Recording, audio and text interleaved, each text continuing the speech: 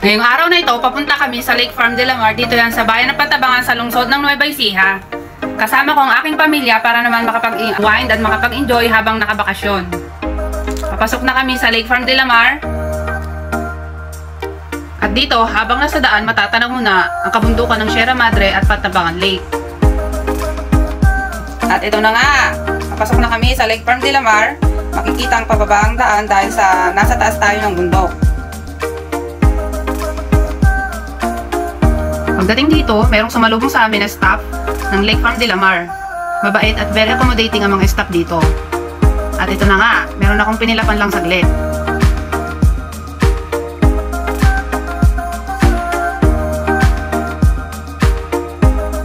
At dito, kitang-kita mo ang mga tanawin ng mga bundok ng Sierra Madre at Pantabangan Lake na nakaka-relax ang ganda nito.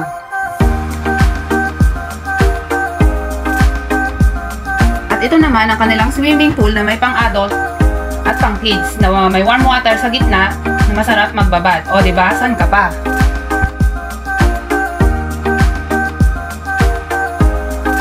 Mag-i-enjoy ka sa magandang view dito na pwedeng pagpapicturan.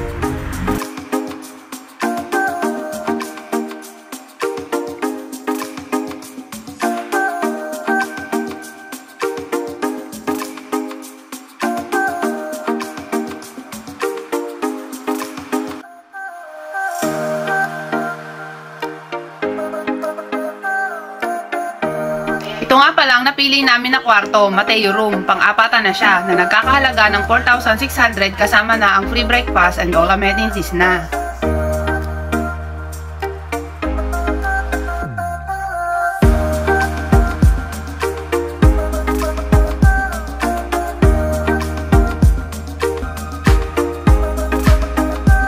At ito naman ang makikita mo sa gabi.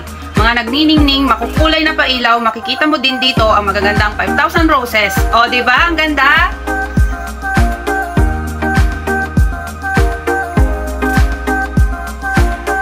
Ano pang hinihintay nyo? Pasyal na rin kayo rito. Maraming salamat!